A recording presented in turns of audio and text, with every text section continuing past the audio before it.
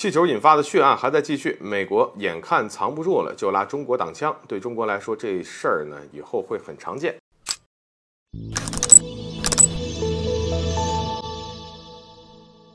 大家好，欢迎来到少特产观察室。一个气象气球引发的血案还在继续，在击落中国气球后呢，美国先后出动战机击落了几个进入美国领空的空中物体。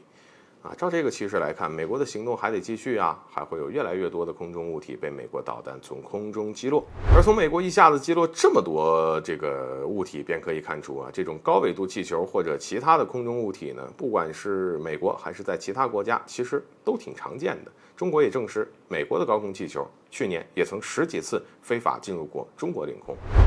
那么这些在高纬度飞行的气球们，真的对他国安全造成了威胁吗？美国空军中将指出呢，这不是第一次在美国领空发现中国气球，但是这些气球都没有对美国构成什么威胁。所以一般对于这些误入或者是没有安全威胁的空中活动，各国都是保持着一路监视，直到离开其领空为止。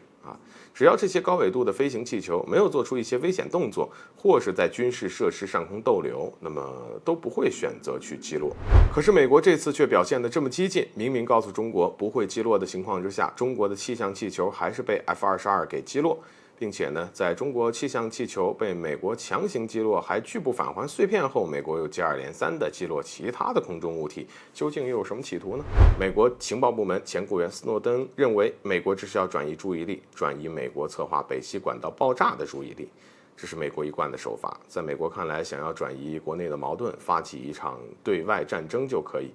那么，想要转移美国对一个大国做的坏事制造与另一个大国的争端，以美国安全受到威胁为名，进一步将影响扩大，也能成功。而对于陷入策划北溪管道爆炸事件，虽然美国方面极力否认，西方媒体也是罕见的集体沉默。可是西方媒体的沉默怎么看？都像是给这一事儿定性，这件事就是美国干的。美国现在努力控制舆论，而且随着由美国官员承认这起对北溪管道袭击的事件，美国中情局人员全程监督并执行后，这场风波也会愈演愈烈。毫无疑问，美国已经藏不住了。如果美国再不做点什么转移注意力的话，后果很可能会超出美国的掌控。而美国对欧洲能源安全造成的威胁，基本上已经与当初美国破坏尼加拉瓜能源设施所造成的威胁等同。尽管欧洲现在还没说什么，可一旦欧洲能源危机加剧，欧洲民意开始推着欧洲反美，那么别说是继续维持俄乌冲突了，美国稳定的大后方都有可能乱。